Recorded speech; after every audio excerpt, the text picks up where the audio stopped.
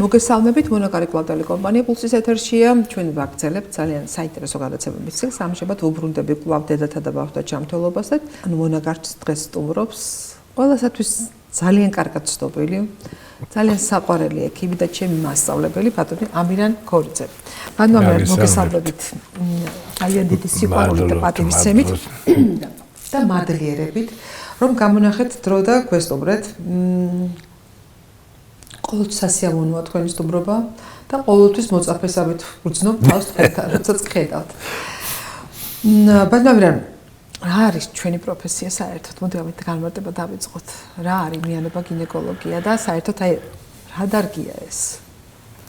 დიდი მადლობა მოწვევისთვის პირველ რიგში. ძალიან სასიამოვნოა თქვენთან შეხვედრა ყოველთვის. დიდი მადლობა. სამინისტროს შენობის გარდა სხვაგან კი ბატონო. იქ ცოტა პოლიტიკას ვაკეთებ. ხო. რა არის ჩვენი მიანობა და რომლის გარეშე ალბათ ცხოვრება ნელად წარმოსადგენია.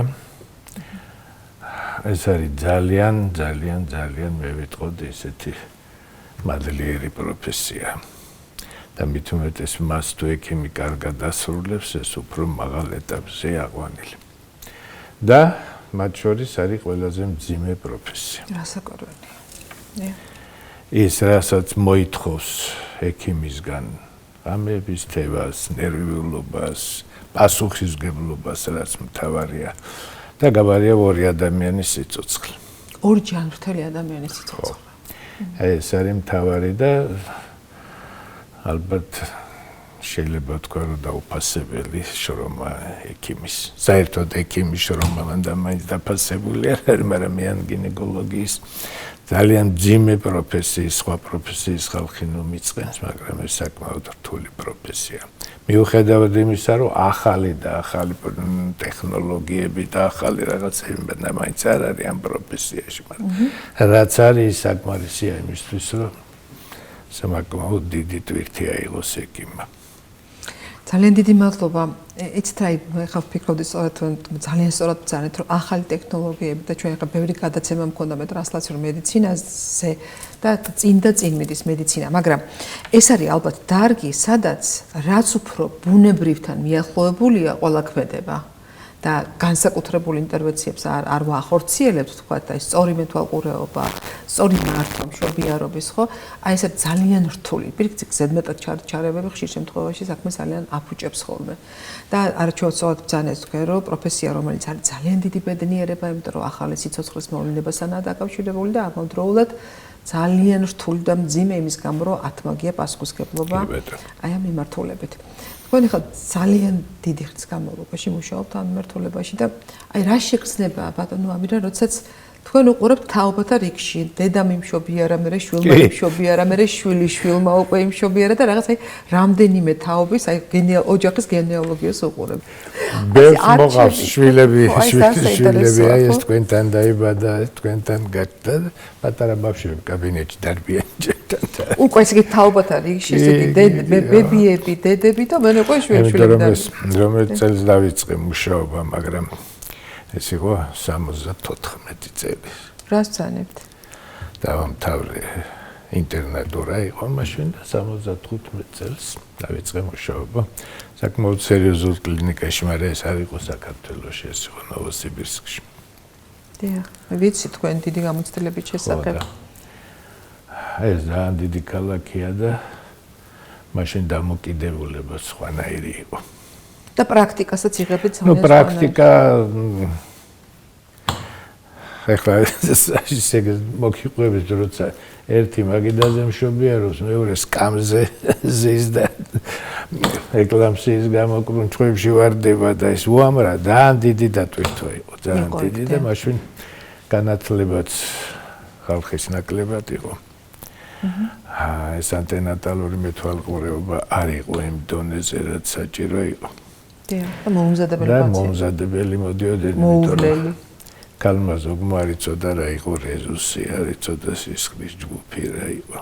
რასაკვირველია, მაგრამ სამაგიეროდ აი ასეთ რთულ პერიოდში გამოვლილი ექიმს აღარ ძალიან განსაკუთრებულად შემთხვევაში. გასაკვირია, რომ აქამდე არ გამოვიცვალე ეს პროფესია უკვე. იმ ხელა დატვირთვა და იმ ხელა გაძლება უნდა. ბატონო, აი თქვენ ხართ ძალიან დიდი ხნის განმავლობაში მუშაობთ აი სამიანო პრაქტიკა თქვენ როგორც ვთქვათ ძალიან დიდია თან ვთქვათ არა მარტო საქართველოში. აი დინამიკაში რას აკვირდებით თქვენ? აი რა ხდება? რა თვალსაზრისით? საერთოდ აი მოწყობის ხა ჩვენ მე როდესაც დავიწყე პირველად მუშაობა თბილისში იყო სულ 5 სამშობიარო სახლი, 21 ქალთა კონსულტაცია. ეხლა გვაქვს 15 სამშობიარო სახლი და დაახლოებით 100-მდე ქალთა კონსულტაცია. აი ეს სიტუაცია მართალია ეხლა რაღაცები დაიხვეწა და ბევრად უმჯობესი გახდა თქვა გარემო სამუშაო, ხო? რაღაცა მოთხოვნები შემოვიდა, რაღაცა ერთგვარად ითვლება რაღაცები, სტატისტიკას აკეთებ, ანალიზს უყურებ, თქვა იქ პოლიტიკას რაღაცას ერთად თანამშრომლობით ვაკეთებ და ვიღებთ რაღაც გადაწყვეტილებებს, იმიტომ რომ რეგულაციის გარეშე წარმოუდგენელია სფერო. და აი ამ პირობებში მე მახსოვს რომ მაშინ ესე იგი იყო საბჭოთა კავშირის მასშტაბით საქართველოს გამორჩეულად კარგი ქვეყანა სამიანო სკოლის თვალსაზრისით, ხო ითვლებოდა ერთ-ერთ საუკეთესო თქვა სკოლად და ამავდროულად 11%-ს არცილდებოდა საკეისრო კვეთა როგორც მახსოვს. აი რაც შეეხება საკეისრო კვეთებს მე რო ვიწყებდი პრაქტიკას მაშინ იყო 3%. რას ბრძანებთ? ხო. ამას როგორ ახერხებდით?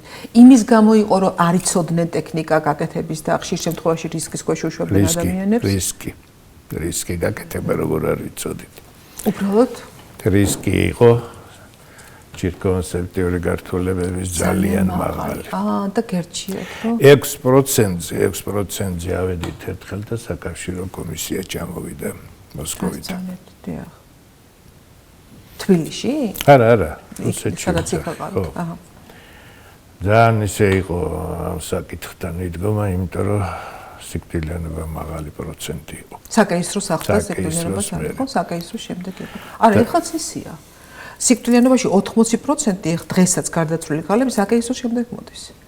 სეპტიური გართულებები საკეისროზე მოდის, იმიტომ რომ იქ იმუნოლოგიური პროცესები ირთვება ფიზიოლოგიური მშობიარობის დროს და ეს იცავს ქალს. ამის გაგება ხა ბატონო, თქვენ ამ ხელა გამოცდილება გქონთ, თქვენ ხართ მასწავლებელი ძალიან ბევრი მიან გინეკოლოგის თქვენ ხელში დაფთიანებულ ადამიანებს მე ვხედავ უკვე თავის დამოუკიდებელი კლინიკები აქვს, თვითონ არიან პასუხისმგებელი პირები. აი რატო აქვთ იმათ, აი ასეთი მაღალი საკეისრო კვეთა შიში რატო არა აქვთ აი ამ სქემაში? აი ესე გულახდილად რო ვილაპარაკოთ, გეტყვით რატო. რატო? პირველი ის რომ ძალიან დიდი მოთხოვნა პაციენტების. ეს რას ნიშნავს, რომ პაციენტს აკლია განათლება? განათლება შეიძლება იმდენად არ აკლდეს. ეხლა ამას ძალიან დიდი ჩვენ ამაზე რომ ვილაპარაკოთ, ძალიან დიდი დრო მოუნდება, იმიტომ რომ ცხოვრება შეიცვალა. დიახ.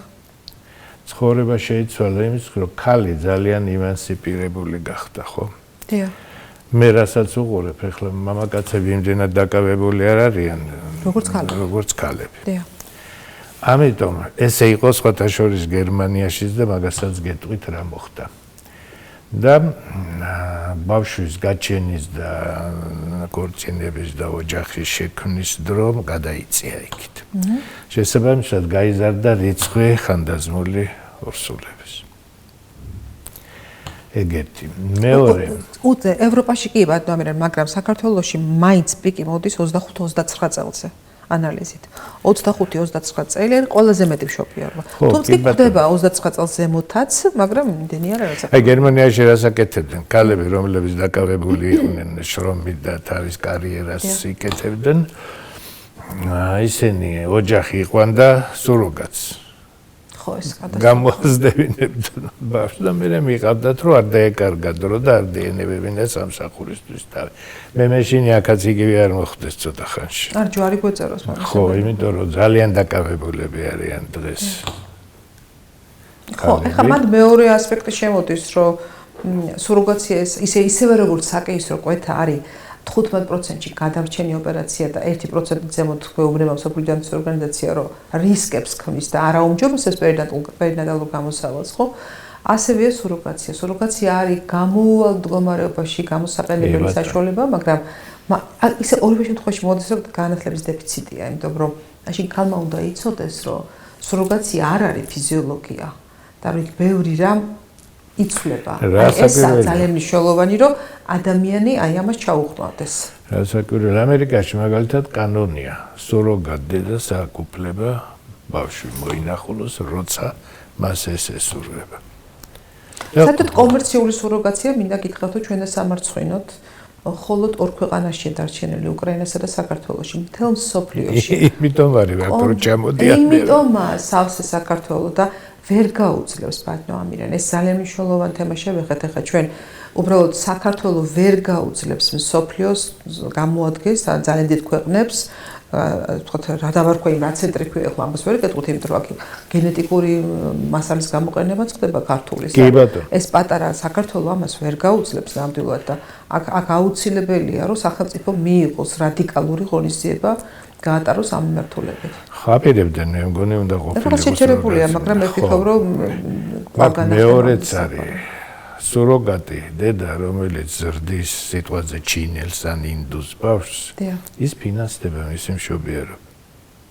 ხო, ეს არის გასაოცარი რომ ჩვენ გასულ წელს სწორედ გქონდა შემთხვევაში დავითვალეთ მშობიარობას კიდევ რა უჭირს ბატონო ამირან, იმიტომ რომ პირდაპირ გეუბნები რომ მოქალაქე იბადება ქართველი, დგან საქართველოში მშობიარობს. საქართველოს კი ბატონო. ხო, ეს გასაგებია.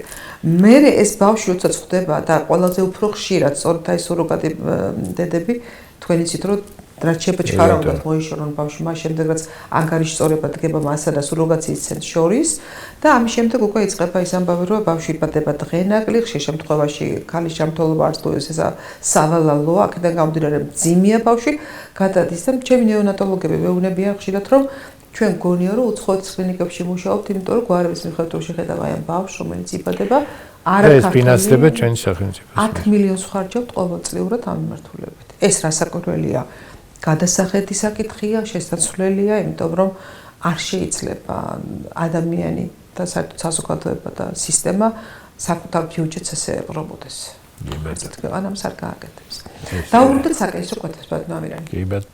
მე მახსოვს თქვენთან ჩემი ასე ვთქვათ პრაქტიკული მოვაწეობის უნარჩვევების შესწავლისა და შემდეგ მუშაობის მორიგეობის დროს მახსოვს რომ ფანტასტიურად მიდიოდა ფიზიოლოგიური მშობიარობა და თქვენ იყავით ამის ესე იგი ვთქვათ ეხლა კი მიჭირს ხოლმე ლაპარაკი იმიტომ რომ მას შემდეგ რაც თქვენ უფლება მიეცით თქვენ თავს რომ შეასრულოთ სურვილები მხოლოდ იმ ადამიანების ვისაც განსაკუთრებულად თქვენთან უნდა და საკეისროც უნდა იმიტომ ჩემთვის გასაოცარია ხოლმე იმიტომ რომ თქვენ ხართ ჩემთვის აი ვთქვათ master class-ი არ მინდა ვიხმარო, მაგრამ აი ნამდვილად ადამიანი, რომელიც მშობიარობის შემდეგ ისე ტოვებდა ვთქვათ აი სამშობიარო ველს ასე დავარქვათ, რომ აი გაოცებული ვიყავი ხოლმე თითოეული ნაკერი, თითოეული ჩარევა, დამუშავება, მართვის პროცესი, როცა იბადება ბავშვი და სულ ამბობ ხოლმე, რომ აი ალბათ ვერ ვიცოცხლოდი მეთქი ამდენხანსაც არც მე არ ვარ უკვე პატარა, რომ იმდენად ემოციურია ბავშვის დაბადების პერიოდი,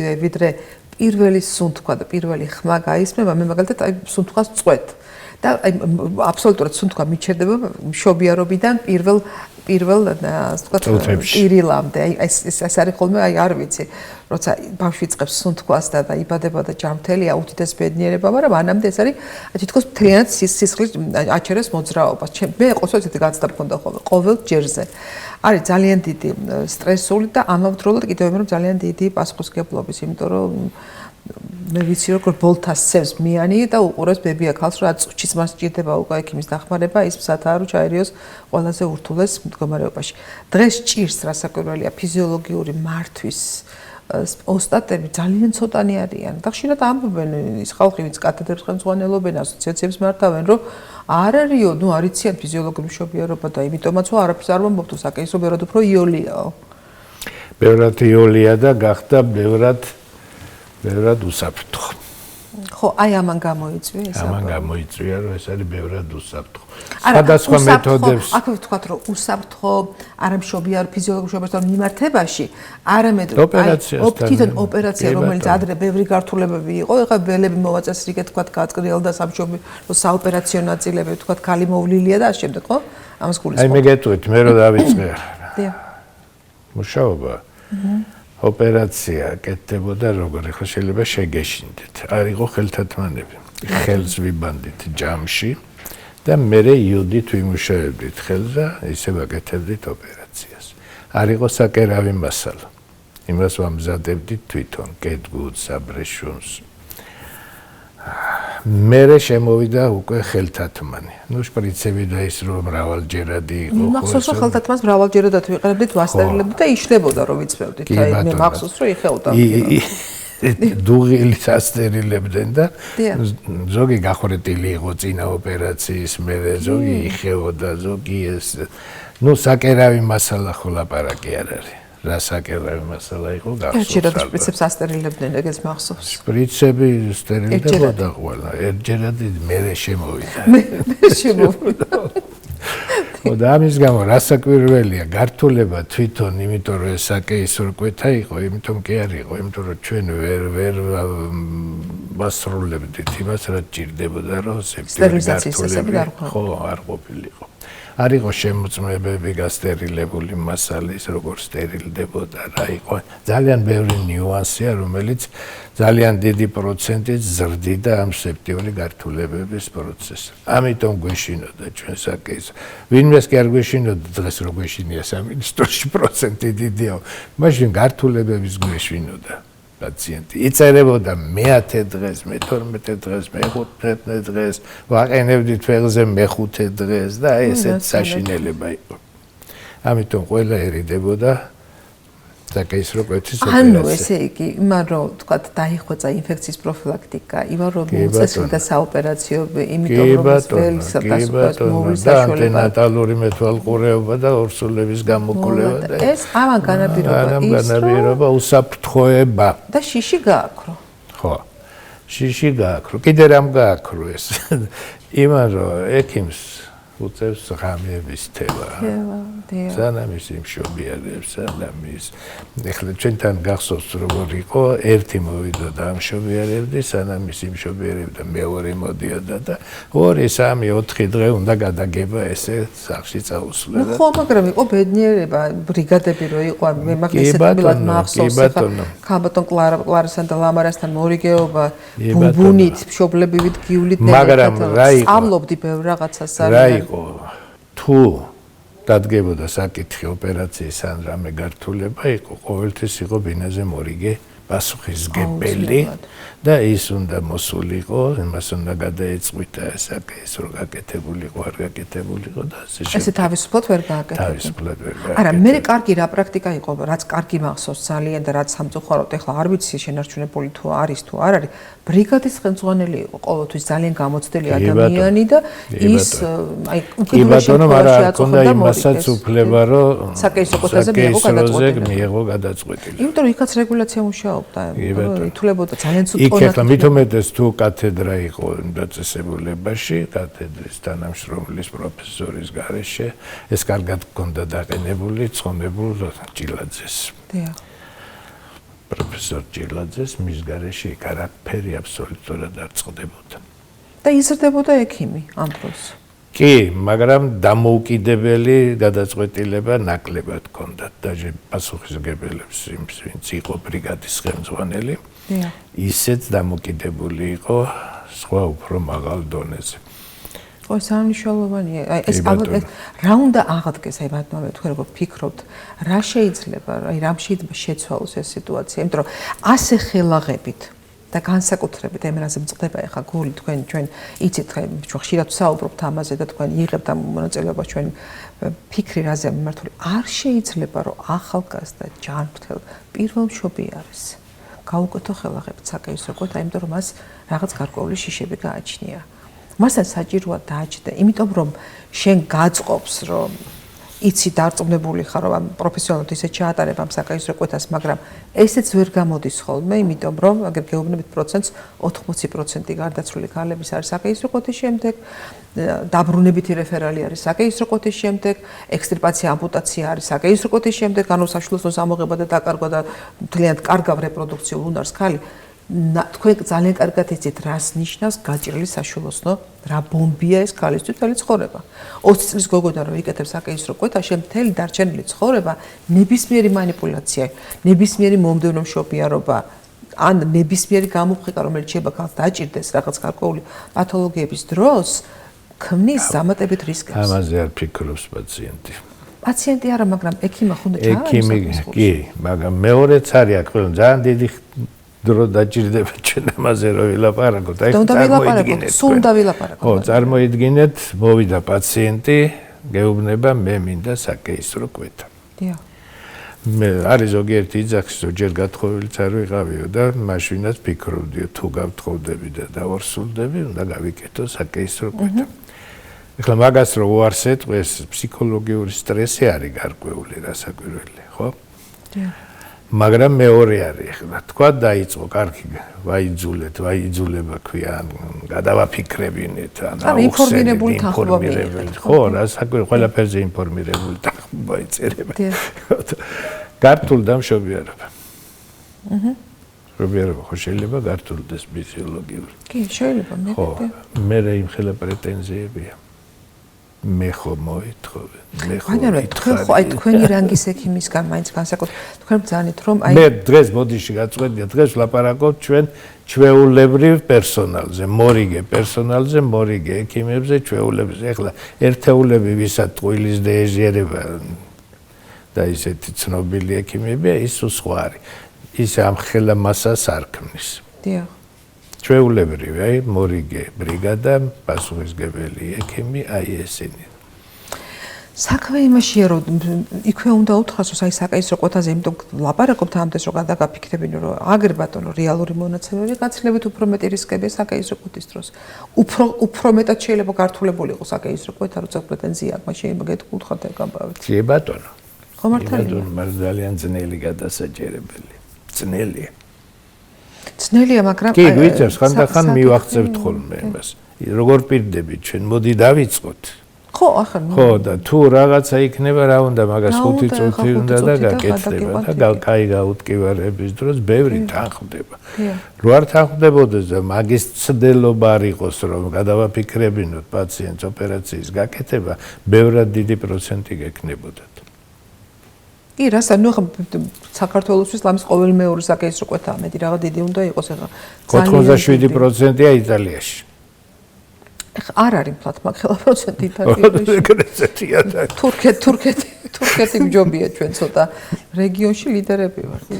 ჩვენი მონაცემებით აი სამარცხვინოა ეს პროცენტი ნამდვილად რაც ჩვენ გაგვაჩნია და მე ხა იაპონელებთან მუშაობ პროექტი გვაქვს არის ჩვეულებრივი და სამთელოს ჩემთან სამი იაპონელი კოლეგა ყავს ახლა ამ ეტაპზე ამ წუთას და მინდა გითხრათ რომ ესე იგი როცა ჩვენ ვიყავით სტუმრობდით იქეთ 19% აქვს საკეისრო კვეთა ანუ სოფლიოში ხო ყველა მონაცემით პირველები არიან ბავშვთა ნეონატალური სიკვდილობა არ აქვს ადრეული ნეონატალური არ აქვს ტრაჩობადობა არ აქვს დედათა სიკვდილობა 0.4 ნუ აი საოცარი მონაცემები აქვს წარმოიდგინეთ და გეუბნები რომ 19% და რომ ვკითხეთ რომ როგორ ინარჩუნებთო და არ დამავიწყდება იმ ადამიანის გაუცებული თვალებად ნამდვილად რომ რა შენარჩუნება ჭირდება უკითხეს, იმიტომ რომ ექიმა იცის, რომ საკეისრო კვეთა არის გადაუდებელი დახმარების ოპერაცია და პაციენტმა იცის, რომ ეს არის ძალიან ცუდი. თუ ისე ვერ მოუვარა, თქვათ, ისე მოეწყო საქმე, რომ საჭირო გახდა საკეისრო კვეთა. როგორ ვლიდით 3% რო იყო და 6. ხო და მაგას ვიცახი ბატონო, აი ანუ შიში მოქმედებდა, ხო? რომ მე არ გართულებული ვარ. არა, შიში, ხო, ეგ თავისთავად მოქმედებდა, მაგრამ ყველა ექიმი ყველა ბრიგადაში ყველაფრის გამკეთებელი არ იყო, მაგრამ მოთხოვნილება არ არის ამისი და ეგ არის. ეგეც საკეისრო კვეთა უნდა მოიწვია. არ გამოვიდა, რა გავჭერდი. ბატონო, კიდევ ერთი საინტერესო და ძალიან ჩემთვის მნიშვნელოვანი შეკითხვა მინდა დაგისვათ. ჩვენ ხებებს ლაპარაკობთ, რომ ექიმა უნდა ჩაატაროს კონსულტირება, უნდა ელაპარაკოს, რომ არ არის კარგი და სასარგებლო საკეისრო კვეთა და ამ დროს რა ხდება ჩვენს რეალობაში? არამც თუ ლაპარაკობთ რომ საკეისრო კვეთა არ არის კარგი, არამედ რეკლამირებას უწევენ ფრანგულ საკეისრო კვეთას. და მე ხშირად ვხვდება რეკლამა, რომ მობრძანდით ჩვენთან აკეთებენ ფრანგულ საკეისრო კვეთას. რა არის ფრანგული საკეისრო კვეთა? რით განსხვავდება ჩვეულებრივისაგან? იყო თუ არა ესე იგი ეს ცნობილი, იყენებდით თუ არ იყენებდით და თუ არ იყენებდით რატომ და თუ იყენებდით რა პრივილეგია აქვს? ჯერ თვითონ დასახელებას ფრანგულს ცოტა ხანი დავანებოთ თავი და ვთქვათ რა არის ეს ექსტრაპერიტონიალური საკეისრო კვეთა. ისევ ბრუნდებით იქ რომ საკეისროს კვეთის შემდგომი ლეტალობა იყო მაღალი და ყველა ცდილობდა რაღაცნაირი მეთოდი შეექმნა გამოიგონებინა რომელიც შეამცირებდა ამას. აი ეს ექსტრაპერიტონიალური საკეისრო კვეთა იყო ზუსტად მიმართული ამისთვის. ეს დაიწყო სადღაც მეორე ნახევარში 20 საუკუნის ყოველ შემთხვევაში ესეთი მონაცემებია, ესენი იყვნენ გლადონ, მარიაკი, ეს იყო მოროზოვი, ეს კეთდებოდა. ეხლა რომელი წელი იყო? 79-80 წელი იყო, როდესაც ჩვენი კათედრის დოცენტი იყო წასული რაღაც სიმპოზიუმი იყო და ჩამოიტანა, რომ აი ეხლა აი ამის და ამის გამო დიახ იწყება აი ეს ექსტრაპერიტონიალური საკეისრო კვეთა. და ისე ტრაბახად არ გამომივიდეს, მაგრამ ნოვოსიბირში პირველი მე შევასრულე ეს და დავიწყებლეთ ამბეთი. დიახ. ძალიან ცოტა გაკეთდა, იმიტომ რომ საკმაოდ რთული ოპერაცია და მას უნდა აკეთებდეს საკმაოდ გამოცდილი ქირურგი. რთულია ტექნიკურად და ტექნიკურად რთულია. და რადო გაკეთდა? ზუსტად გაკეთდა იმისთვის, რომ ეს სეპტიური გართულებები აეცილებინათ თავიდან. რიზის საჭიროებაც ახლა საერთოდ აღარ არსებობს. ნუ აი თუ არ არსებობს რაოდენობა ხო არის გარდაცვალებული სეპტიური ცისხლისდენი და მეორე ადგილზე სეპტიური გართულებები. მაინც არსებობს ეს და იარსებებს, ხო? დიახ. სეპტიური გართულებები. ამის გამო შეიქმნა ეს. მაგრამ იმის გამო რომ ეს საკმაოდ რთული შესასრულებელია, იმის გამო რომ ეს ანტიბაქტერიული თერაპია წამოვიდა წინა პლანზე და გაუმჯობესდა ყველაფერი, ნელა-ნელა ყველგან დაანებეს ამ ოპერაციას თავი. ისრაელში მაგალითად აკრძალული იყო გარკვეული პერიოდი ეს ოპერაცია იმის გამო რომ საკმაოდ ისეთი გართულებები ახლდა, ეს არის შარდის ბუშტის დაზიანება, ეს არის სიძარღვების დაზიანება, ეს არის შარდსაწვეთების დაზიანება და ბოლოს ხშირად იხსნება თვითონ პერიტონიუმი და ის გამოდის რომ რისთვისაც იყო გაკეთებული ის პირიქით ესე იგი დაიშალა და ის თავიდან იკერებოდა და რას ვაკეთებდით ჩვენთან, როდესაც შეხორცებითი პროცესი არ მიდიოდა იმ პერიტონიუმის არა. როდესაც იყო ესეთი სერიოზული საშიშროება სეპტიური გართულები, როცა ხორიოამნიონიტი იყო, როცა დიდი ხნის უწყლო პერიოდი იყო და არ იყო დიდი ნაყოფი. მაშინ გაკეთების დროს და შემდეგ ოპერაციის შემდეგ პერიოდში ჩვენ ტოვებდით დრენაჟს. ანტიბიოტიკები შეგვყავდა იმაში, რა ქვია, პარამეტრიუმში, ცხიმოვანი ქსოვილია და იქ ინფექცია ძალიან იულად მიდის. და ამით ცდილობდნენ აი ამ ოპერაციის ხარჯს ემცირებული იყო ეს სიკვდილიანობა სეპტიური გართულებებით. ხო და ის რომ ეს ჩვეულებრივ საკეისრო კვეთაში არ უნდა ჩაითვალოს და ეხლა დღეს თბილისში რა კეთდება მე არ ვიცი. კი, გაგებული მაქვს. რატო დაერქვა ფრანგული? იმიტომ რომ საფრანგეთში დაიწყეს ამის აღორძინება ისევ. აღდგენა ამ ოპერაციის და ჩვენთან ვინ ჩამოიტანა ეს მეთოდი მე ვერ გეტყვით, ეხლა არ ვიცი. ანუ დასკვნა ესეთია, რომ ესე იგი ფრანგულად წოდებული საკეისრო კვეთა ის ცნობილი და ძველი მეთოდია. გამოიყენებოდა იმ პერიოდში, როდესაც ძალიან ხშირი იყო სეპტიური გართულება და პირველი საფეხურზე პირველ რიგში იდგა ქალთა გარდაცვალების, მშობიარობის შემდგომი გარდაცვალების გამო. და რაც ყველაზე მთავარია, კეთდებოდა იმ შემთხვევაში, როცა დიდი ალბათობა იყო სეპტიური გართულების და არა ჩვეულებრივ შემთხვევაში. იმიტომ რომ მას არანაირი უპირატესობა ტექნიკურად არ გააჩნია, გარდა იმისა, რომ იცავს ქალს, თქვათ, მოსავალდნელი ინფექციებისაგან, დღეს ჩვენ რეალურად ინფექციის გართულება, თქვათ, თუ ასეპტიკისა და ანტისეპტიკის წესებს გამოიყენებდა, გამართულია საოპერაციო იმდენად, თქვათ, მასალადითაც კერავდა, იყენებდა, თქვათ, იგივე ლანცეტი და იგივე ხელთათქმანი ერთჯერადი და შპრიცი და ამ შემდეგ იმდენად შეიცვალა გარემო, რომ ინფექციური გართულებების თქვათ თავის დასაცავად, თქვათ ფრანგული საკეისროს კვეთის გაკეთების აუცილებლობა შესაძლებელია ჩათვალო, რომ ძალიან იშვიათად შემთხვევაში თქვათ იგივე ქორიოამნიონიტი როცა გაქვს თქვათ ამ შემთხვევაში უნდა არსებობდეს და უნდა იცოდეს სტაციონარი ექიმა და გადაუდებელ შემთხვევაში გაკეთდეს. მაგრამ ის რომ უპირატესია და მოდით გაიკეთეთ ფრანგული საკეისრო და ცოტა მეტი გადაიხადე ამ სირთულის გამო ამასაც აქვს თავისი აზრი, ნუ ეს კომერციული ეს არის მარკეტინგი, კომერციული მარკეტინგია, მაგრამ ამ შემთხვევაში ჩვენი ჩვენს ვატაშორის საქართველოში იყო ამის გამკეთებლები პირველ სამშობიაროში ისევ დაუბრუნდებით პროფესორ ჭილაძეს, მას ჰქონდა ეს მეთოდი. ეს იყო დროებითი შემოფარგლა, ზუსტად ისეთი არ იყო, როგორც ეს დღევანდელი მიდგომით კეთდება. არამედ ჩვეულებრივად კეთდებოდა საკეისრო კვეთა, მაგრამ სანამ საშვილოსნო გაიკვეთებოდა, მანამდე პერიტონიუმის ბურცელი ეკერებოდა, ამით იფარგლებოდა მუცლის თუ არ გავრცელებულიყო ინფექცია, ვაითო შიგრამეთ გახვეწებოდა. ამას აკეთებდა პროფესორ ალექსანდროვიჩი და აქტიურად ნერგავდა ყველგან. უნდა ეს ყოველ შემთხვევაში დანერგილი ყოფილიყო. გასაგებია. მოკლედ ეს ძალიან მნიშვნელოვანი ინფორმაცია ჩვენი მოსახლეობისთვის, მე მგონი და ქალბატონებისთვის განსაკუთრებით, რომ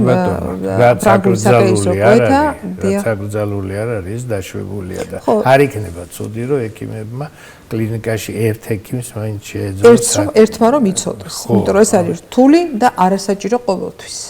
ამაზე ლაპარაკი. ანუ მე ხშირად ვლაპარაკობ ხოლმე, მაგრამ რომ თქვა და იგივე ახალი მიდგომები, აღმოჩენები, თქვა იგივე კვლევებში, იგივე თქვა რა რენტგენზე რაც გვჭირს, ხო? ეხლა მე ხშირად ვამბობ აქ, რომ ძალიან კარგია რომ ვითარდება მეცნიერება, ძალიან კარგია რომ შემოდის ახალი ტექნოლოგიები, მაგრამ ადამიანმა აი კიდევ ვიმეორებ, ტყეში რომ შეხვდეს პაციენტი ექიმს, ვერ უნდა უგურნაო კატაზე უნდა გაუშვა და MRT-ზე? სოფელში რო ჩახვიდე და ადამიანს პნევმონია ჰქონდეს, უნდა უთხრათ უახლოესი მოძებნეთ რენტგენის ადმე რაიონში წავდეთ და გაიკეთეთო. უბრალოდ მე ვფიქრობ ხოლმე რომ სად დაიკარგა ის უნარჩვევები, იმიტომ რომ თქვენ გახსოვთ თქვენივე ტერიტორიაზე იყო ეს გვანცელაძეს დღემდე მახსოვს და ბევრ ჩემი თაობის ექიმს ახსოვს, ახლა ამას წინათ ჩემი კოლეგები მყავდა რამდენიმე სტუმრა და ყველას ახსოვს ეს გვანცელაძე, იმიტომ რომ ადამიანი რო შემოდიოდა პაციენტი შორიდან ჩელოქოვცივით კეთყოდა რა დიაგნოზით მოვიდა. და თუ შეეხებოდა და თუ პალპაცია და პერკუსიას გააკეთებდა, მოგიხაზავდა პირდაპირ ანთებად კერას, კეთყოდა რა სიმკვრივისაა, სიტყვოვანი წარმოშობისაა თუ მკვრივია თუ როგორია. ეხლა თუ არ მოისმინეს თოთო ბავშვებს, აი წარმოიდგინეთ, აი დღეების ბავშვებს ელაპარაკი, თუ არ გაუკეთეს რენტგენი, პნევმონიის დიაგნოზს არ ენდობიან თავის თავს, აუსკულტაცია აღარ იციან. დასაწყისში და დასასრულს უნდა გააკეთონ აუცილებლად რენტგენი. ეს რამხელა დასხივება. მარტო რენტგენზე რო იყოს ლაპარაკი. ეხლა მე ყველაზე მარტივია და ეხლა მოვდივარ მშობიარობაზე. ეხლა რანაირად შეიძლება ვარ რომ ესე იგი წარმოუდგენელი ადამიანმა დაკარგო უნარჩვევა ექიმა, როცა იცი რომ ფიზიოლოგიურ მშობიარობს ყველა უპირატესობა. და ერთი მაშის დადება რო გჭირდება თქვათ რომ იცოდე, რატომ არ უნდა იცოდეს ექიმს, რომელსაც აძლევს საბოლოო ლიცენზიას გინეკოლოგიაში მუშაობის. ბოლოს და ბოლოს მულაჟები აქვს ახლა. და ეს მაშის დადება შეიძლება ყოველ წუთში დღეში 15 წუთი ავარჯიშო და ავტომატიზმამდე ვიდრე არ მიიყვან ადამიანს, არ უნდა მიცე უბრალოდ მუშაობის უფლება. არა ვარ მართალი ბატონო. რთულია ეგ პროცესი ძალიან. რატომ? მე რატომ შეიძლება ვერ გითხრათ რატომ? იოლ გამოსავალს ეძებს ყველა. ყველა. აი არ ვიცი ახლა, როცა შენ იცი რა, აი მე ხშირად მაგიტო ვამბობ ხოლმე, რომ აი რას ეუბნებით ქალს, როცა შენ იცი ძირითადი უპირატესობები ფიზიოლოგიური მშობიარობის და ეს მთელი ცხოვრების მანძილზე გამყოლი უპირატესობებია, როგორ არ უნდა უთხრე? განმეორებით მშობიარები ეთხოვენ საკეისრო კვეთას. ხო და აი ეგ არის გასაოცარი. და რატო ითხოვენ? რატო ოიმე რა მძიმედ ვიმშობიარე, ძალიან მძიმედ მახსოვს ეს ტკივილები და ზოგი რატო ითხოვს იცით? აღარ მინდა მეტი ორსულობა და გადამიკვანძეთ მილები. ხო, აი ამ დემოგრაფიულ სიტუაციაში.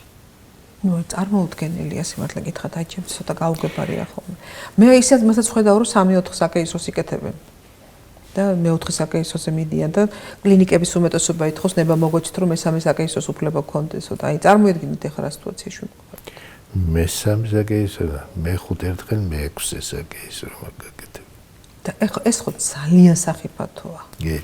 ხო და აი აკეთე რა ქვია ამას. კი, ერთი პაციენტი მე-4 საკეისროზე ახლა როცა 3 საკეისრო და 2 გაკეთებული გაქვს შეთან ის ფეხს არ მოიცვლის ზის იქ ვებუნები არა წადი შენ სხვა დონის იმაში სადაც ახალშობილს დაჭირდება რაღაცა და შელეხლა თვითონ საკეისროს გაკეთება მანდამაინც დიდი დონე არ ჭირდება ყოველ შემთხვევაში ჩვენთან. ახლა მესამე სემოთ უკვე ისეთი დიდი პროცენტში რთულდება სისტემით რომ ხო და აი ყველაზე დიდი საშიშროება არის მაგდროს პლაცენტის მიმაგრება იმ ნაწიბურზე და წინ მდებარეობა.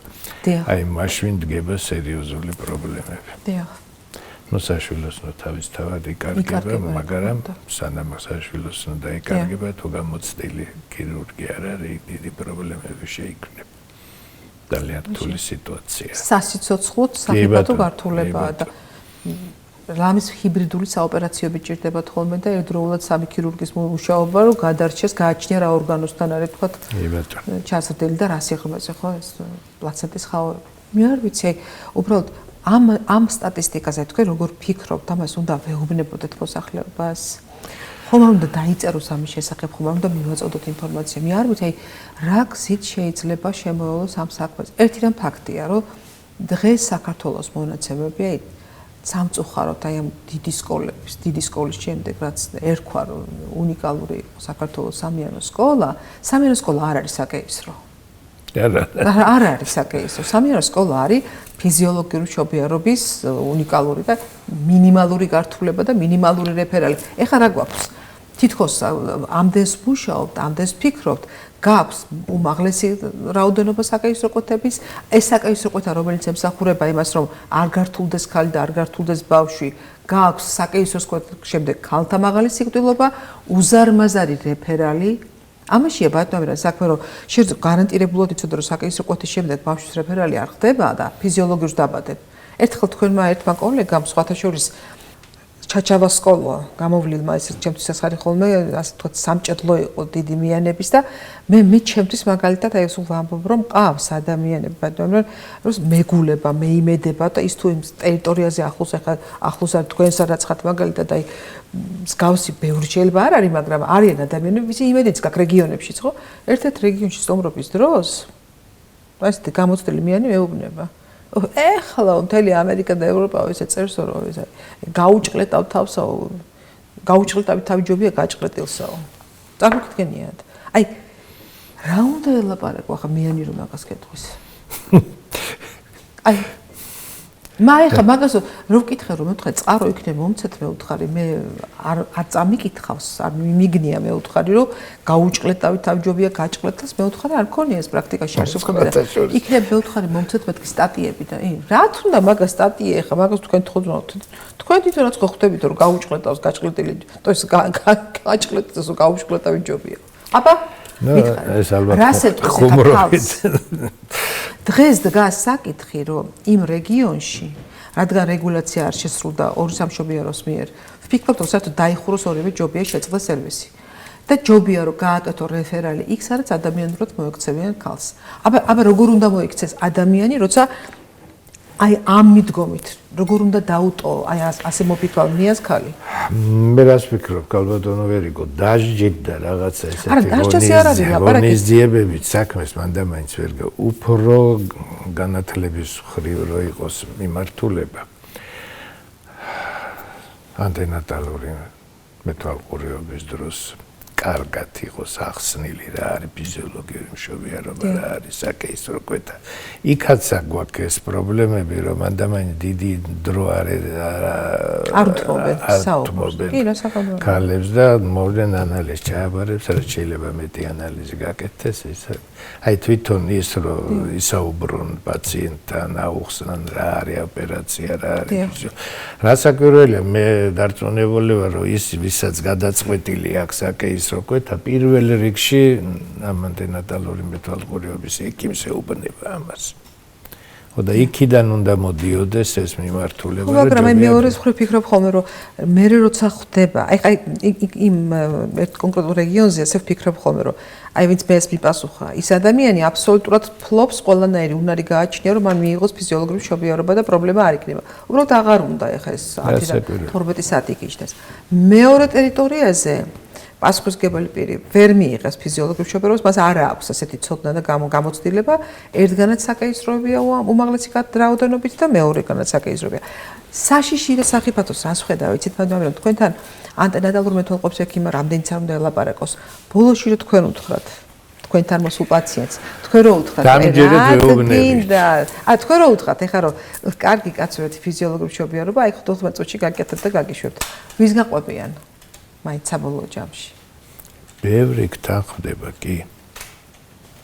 არა, უბრალოდ პირიქით რო უთხრათ, რომ ფიზიოლოგიურად რადგინდა გამომყევი საკეისრო კვეთას. ხო წამოვა? ой, სიამოვნებით. ხო და მაგას ვიცახებათ, ნამდვილად.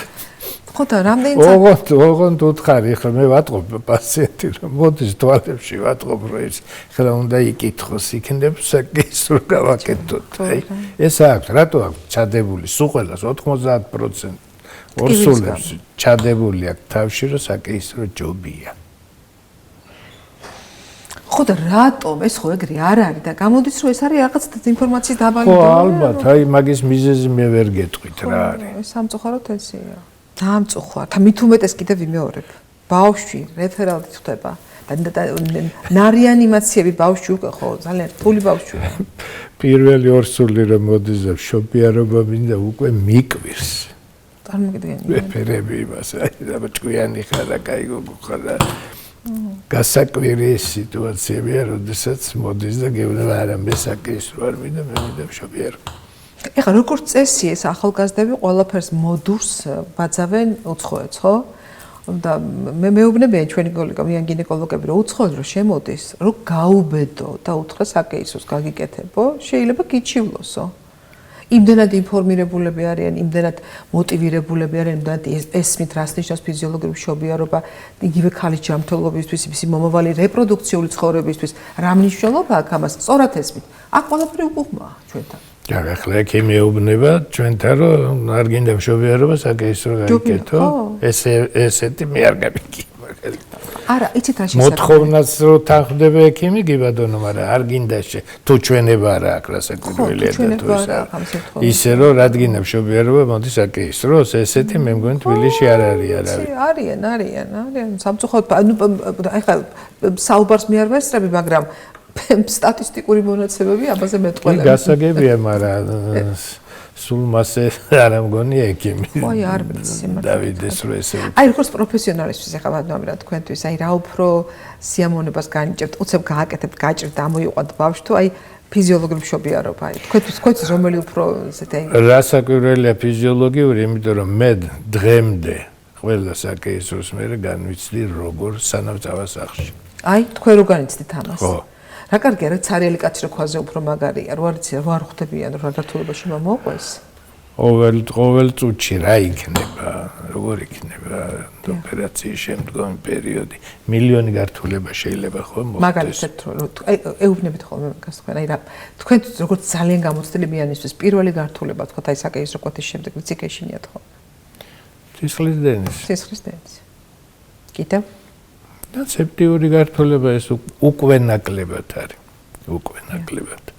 პირველი არის სისხლის დენა. რომელსაც ვერანაირად პრევენციას ვერ უკეთებთ.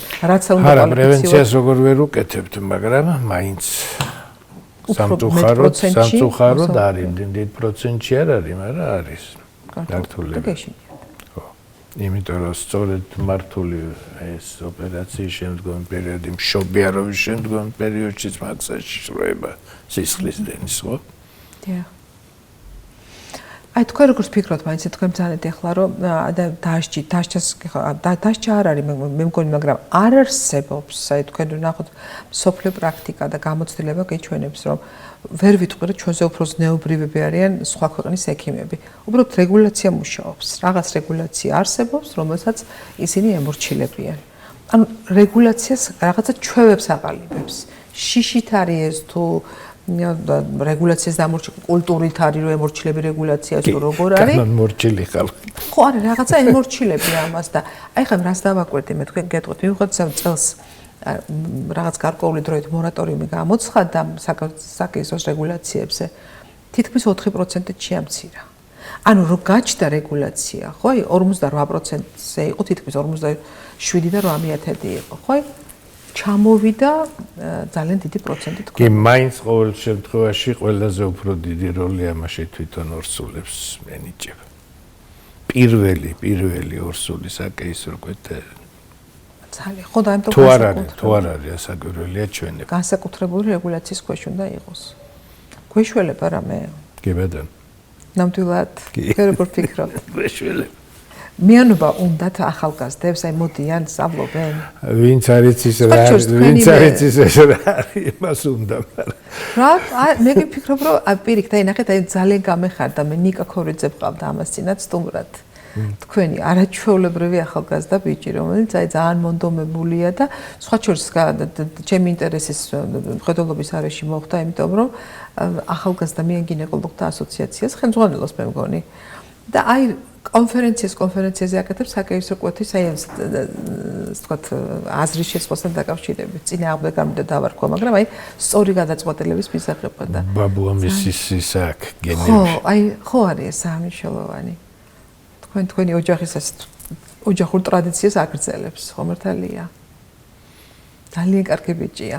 ხო და აი მაინტერესებს არის ნიკას მსგავსი ბევრი ახალგაზრდა. ხა მე სულ იმედი მაქვს, რომ რადგან ეს ახალგაზრდა მიანგინეკოლოგების ასოციაცია მუშაობს ამ მიმართულებით, ალბათ ისინი უფრო სწორად ხვდებიან რაღაცეებს და ღებულობენ და აი უკვე წინა თაობის ექიმები უკვე ფიქრობენ, რომ თავსოგავენ ხა აღარათანები. ეს მესმის მაგრამ არ მესმის. რომ ღამე აღარ გაათიოთ, ხა თქვენ იმდენი ღამე გაათიეთ და იმდენი წელი იმუშავეთ, რომ გასაგებია, მაგრამ თქვენს გარშემო აი თქვენი იმედად უნდა იყოს გუნდი, რომელიც ფიზიოლოგიურად ეს ახალგაზრდა ექიმი, რასაც უყურებს, უფრო გამოცდილს ისე იმეორებს იმას და ისე აკეთებს. ამ თუ საკეისოზე გადავიდა, მე ყველა გადავიდა საკეისოზე. ბევრად ეხლა ოპერაციის სწავლა არ არის საკეისო ესეთ რთული ოპერაცია, რომ იქ მომარტივესია და თუ მას მიეცემა საშუალება რომ ამითი დაამთავროს და არავინ მას ამის გულისთვის არ გააკრიტიკებს ან არ დაждის ან არ გაურჩევს რატო გააკეთეს ის გააკეთებს ესე იგი უნდა გავარჩიოთ ესე გამოდის ბატონო თქვენ მიგაჩნიათ თუ არ არის თქვენ ძალიან რომ ჩვენ დროს გადაწყვეტილების მიღება საკეისრო სასარგებლოდ არ შეეძლო ჩვეულებრივ ექიმსო. ეს ტრადიცია რო აღდგეს, რო თქვა აი ბრიგადის ხელმძღვანელმა და შემდეგ უკვე კლინიკის კლინიკურმა აი ამ მიმართულებაზე პასუხისგებელმა პირმა რომ მიიღოს ეს გადაწყვეტილება. არ არის ახლა პასუხისგებელი პირები. ახლა შეუძლია ნებისმიერმა მიანგინეკოლოგმა თუ მისი მშობიარია და ის აყვანილი ექიმია მიიღოს დამოუკიდებელ გადაწყვეტილება. აყვანილი ექიმის გარეშე ისედაც რამდენად ჩემთვის ჩვენ არ ვარეგულირებთ გარედან თუ შიდა რეგულაციის რამე ბრძანება აქვს კლინიკას ეს სხვა ჩვენ გარედან ამას არ ვარეგულირებთ თუმცა ეხლა თქვენ ეხა მომივიდა სწორედ აზრად რომ თქვა შეიძლება ის სავალდებულო გავხადოთ რომ თითოეულ საკეისრო ვიღაცამ პასუხისმგებლობა იყოს ორი ხელმომწერი ყავდეს გადაწყვეტილებაზე შეიძლება ამან იმუშაოს კიდეც მე ეს პრაქტიკა აღარ გასწორდა შეიძლება ეს ერთ-ერთი გამოსავალი შეიძლება იყოს კიდეც ჯობია ნამდვილად ასე იყოს ისე თუ არ გამოვარო და ორეკავენ აი ესეთი შემთხვევა და მოდი გადაწონდი მიდი გააკეთე კაცო ესეთი შემთხვევა თუ არის მიდი გააკეთე კაცოზე ისეთ მე რას ფიქრობ ამირან ინდიკატორი რო იყოს თქვა რომ ვიცოდეთ რომ აი რომელი ექიმი იღებს უფრო ხშირად აი მე ვაპირებ რომ ანტენატალური მეთვალყურეობიდან დაწყებული თითოეულ ექიმს მიწერილი კონდეს რამდენი ორსული მართაწლის განმავლობაში ეს ხო ძალიან მნიშვნელოვანია მისი პრაქტიკული შენარჩუნების თვალსაზრისით და რამდენმა პროცენტმა მიიღო საკეისრო სასარგებლოდ გადაწყვეტილება. ანუ აქ უკვე ანტენატალური მეთვალყურების ექიმის კვალიფიკაციის ხარისხი გამოჩნდება. მეორე, ვინა ხელმომწერის ზუსტად პასუხისმგებელი პირი, ვინა წერს ყველაზე ხშირად კლინიკაში, თქვათ აი საკეისრო კვეთებთან დაკავშირებით გადაწყვეტილებაზე. ეს მაინც ეს ადმინისტრაციული ჩარევების ხარჯზე ხდება, ხო? დიახ. მაგრამ თვითონ ექიმის დამოკიდებულება. უნდა შეიცვალოს. ყველაზე კარგი ეგ ვარიანტია, მაგრამ გასოდის ვეღირსებით არ ვიცი.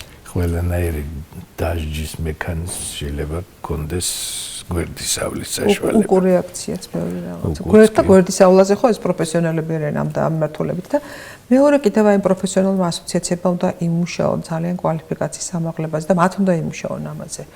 იმას ვისაც შეუძლია რეგულაციის და დაждის გარეშე ეს გააკეთოს, ეს არის პროფესიონალური ასოციაცია. ეს არის მაგათი მოვალეობა. კი ბატონო.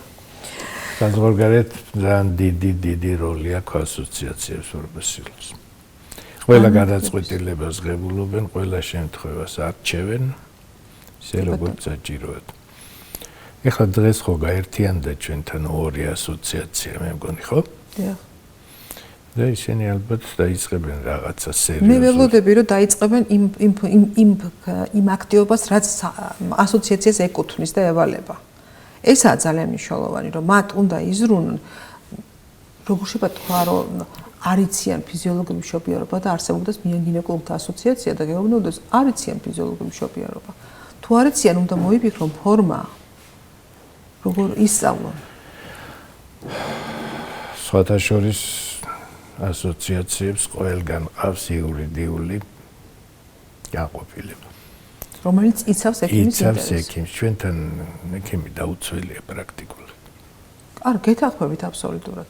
ექიმის დაცულობა, აი უდიდესი მნიშვნელობა აქვს, მაგრამ ექიმი უნდა ეკრძალოს ნეობრივად, ესაც კიდე პაციენტის დაცულობაც ძალიან მნიშვნელოვანია. ერთადერთი ეს გაიდლაინები და იმით ცოტა დაცვა აქვს, იმიტომ რომ თუ რამე ისე არ გამოვიდა, მე აი გაიდლაინის მიხედვით გავაკეთე და ჩემთან რა გინდათ. ხო. ხო, მაგრამ ექიმისთვის და მით უმეტეს ჩვენ პროფესიის ექიმისთვის აი თვითონ გამოსავალი პაციენტის გარდაცვალება ჯანმრთელი ადამიანის ეს იმხელა ტრაგედიაა, რომ ძალიან დიდი. იქ იურიდიული და იურისპრუდენცია არის მეათეხარისხოვანი, რაც ჩვენ მორალურად განადგურებს და ამიტომ მთელი ძალისხმობა მიმართული უნდა იყოს მაინც კვალიფიკაციის ამაღლებაზე. დიდია პროცენტი ჩვენთან სიკვდილიანობის, მე არ ვიცი. იცით რა, წელს დედათა სიკვდილიანობა სამწუხაროდ ესეთ დიდი ტემპებით ვერ იკრებს. ნეონატალური სიკვდილობა შემცირდა 82%-ით ბოლო 10 წლის ანალიზს მააჩვენა 2012-22. იმიტომ მართლა ნეონატალური სიმართლეობა ძალიან კარგად გამვითარდა. რაც შობადობა უფრო ნელა და 60%-ითაა შემცირებული. დედათა სიკვდილობა 19-20-22%-ის ფარგლებში ვტრიალებთ. ძალიან მაღალი ციფრია. ანუ შემცირდა 22%-ით და ტრიალებთ აი ესე 19-20%-ის 20 მაჩვენებელი პროცენტი და მაჩვენებელი. ძირითადად არის სისხლდენები, როგორც თელ სოფლიოში, მეორე ადგილზე დგას ინფექციური გართულებები, მესამე ადგილზეა პრეეკლამპსია, ეკლამპსია გარდაცვალებაში. ეხლა წლევანდელი ქალთა გარდაცვალების შემთხვევებში 3 ანტენატალური სიკვდილი ჰქონდა. სულ 14 შემთხვევა იყო.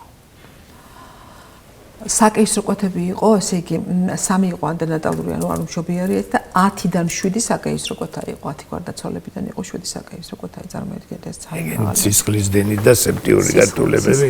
სისხლდენი და სეპტიური გართულებები. ეხლა ეს მე ვფიქრობ, რომ ისეთი მონაცემებია წყალგაუვალი თავის თვალით უყურებენ, უნდა იძლეოდეს იმის საფუძველს, რომ ვიფიქროთ საკეისრო კვეთების მნიშვნელოვნად შემცირებაზე. სხვანაირად ვერ გავაუმჯობესებთ ამ მაჩვენებლებს, წარმოუდგენელია. აი როგორც ამბობენ 15%-ის ზემოთ პერინატალური გამოსავალი გიუარესდება როგორც ბავშვის, ასევე დედის თვალსაზრისით და იქ აღარ ვლაპარაკობ სოციალურ პრობლემებზე, რაც მოყვება საკეისრო კვეთა გაჩენილ ბავშვებს. ეხლა მაგიტომაც ეხლა ამერიკამ განგაში ამასთან დაკავშირებით ამერიკის შეერთებულ შტატებმა დაიწყო პირველი ბრძოლა საკეისროს წინააღმდეგ და განსაკუთრებით 39 კვირამდე საკეისრო კვეთების წინააღმდეგ. ეს ცალკე ინდიკატორი აქვს გამოტანილი და ჩვენც ვითვლით ამას ძალიან მაღალია უნდა გითხრათ. ისევე როგორც პირველი საკეისრო კვეთები, ისევე 39 კვირამდე საკეისრო კვეთების მაჩვენებელი არის კატასტროფულად მაღალი.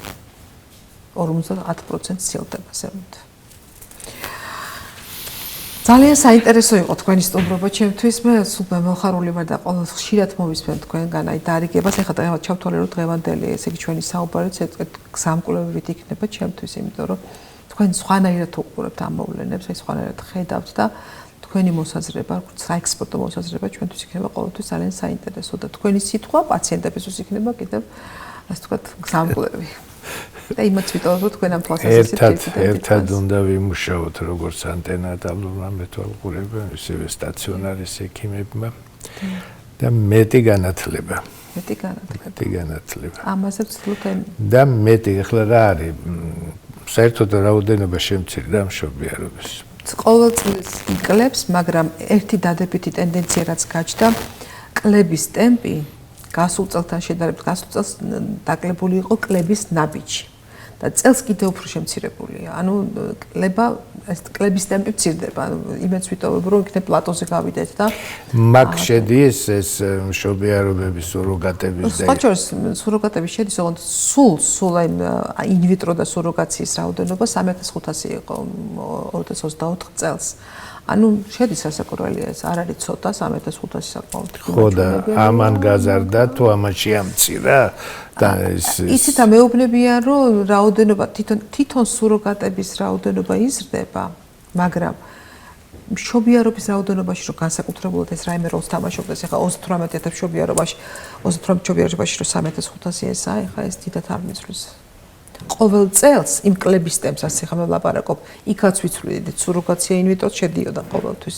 ამიტომ საერთოა ამ სუროგაცია ინვიტროიან მშობიარობებში. კი, მშობიარობა საერთოა, მაგრამ ის ნამატი ახალშობილი ხო გადის აქეთ. იმდენი არ გადის.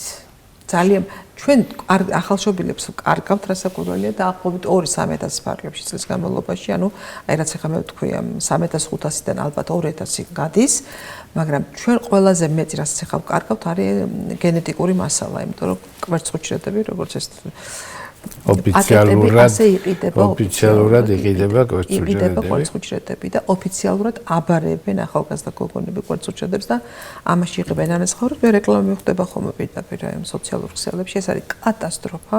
კატასტროფა კი არა, ამორალურია, იმიტომ რომ აი სად არის საინფორმაცია მისაწოდებელი ბატონო, იმიტომ რომ ამ გოგონებმა არიციან რომ ისინი ყიდიან შვილებს. ეს არიციან. ხო? ანუ ჩვენ რომ მისტიროდნენ დედები და სახეს იხოკავდნენ მამლუქობის დროს, რომ 3-4 წლის ბავშვებს ართმევდნენ და იყიდებოდა სტამბოლის ბაზარზე, ეხა დღეს ესენი ნებაყოფლობით აბარებენ თავის საკუთარ შვილებს და რისთვის იმეტებენ კაცმა არიცის. სად უშვებენ და რა ხდება? აი ეს ინფორმაცია სამწუხაროდ ნაკლებად მიეწოდებათ, იმიტომ რომ ხანდახან ფული ისე ჭირდებათ, რომ 2 კაპიკად ყიდიან თავის ასეთ გენეტიკურ მასალას. ესა სამწუხარო. ძალიან დიდი მუშაობა გჭირდებათ. ყველას ერთად გჭირდებათ. თქვენ მით უმეტეს ჯანდაცვის ორგანიზაციას პრობლემა არ არის, ეს განათლების პრობლემა ყველას თანაბად გვეხება. მე მინდა ძალიან დიდი მადლობა გადაგიხადოთ ბატონო. არაფერს. მაინც ბოლო გზავნილი თქვენი არის, რომ არ უნდა მიიღოს ხო ქალბატონმა საკეისრო კვეთის სასარგებლოდ გადაწყვეტილება. აუცილებლად, მაგრამ ძნელია, მაგრამ მაგას უნდა მივახციოთ როგორ. დიდი მუშაობა ამისათვის საჭირო. და არ უნდა იყოს თქვა სიტყვაზე მე უარი უთხარი და წავიდა სხვაგან და ეს უნდა იყოს ნამდვილად მოწესრიგებული. აი ამას გააკეთებს ალბათ რეგულაცია, რომ მიადევნებს თვალყურს მაგალბავს. ვერ მიადევნ. პროცენტი აჩვენებს. იქ სადაც მუდმივად ღია იქნება კარი საკაისროსთვის პროცენტი გამოაჩენს ამ ამბავს. გემშვიდობებით საუკეთესო სრულებით მე მაინც გამოუსწორებელი ოპტიმისტი ვარ. ვერაფრით დაგეხმარეთ. არა, რას ვცანებთ, გამოუსწორებელი ოპტიმისტი ვარ მე და იმეც ვიტოვებ, რომ ყველაფერი იქნება კარგად. მე კიდევ ერთხელ გიხდით მადლობას და ამავდროულად მშვიდობებით ჩვენს ტელემაყურებელს. ვფიქრობ კიდევ ერთი ძალიან საინტერესო გადაცემა შემოგთავაზეთ. სწორი გადაწყვეტილებების მიღების გზაზე და იმეც ვიტოვებ, რომ ბევრს ვიფიქრებთ ამ მართულებით და მიიღებთ სწორ გადაწყვეტილებებს. გემშვიდობებით საუკეთესო სრულებით მომავალ შეხვედრამდე ტელეკომპანია პულსის ეთერში. ნახვამდის.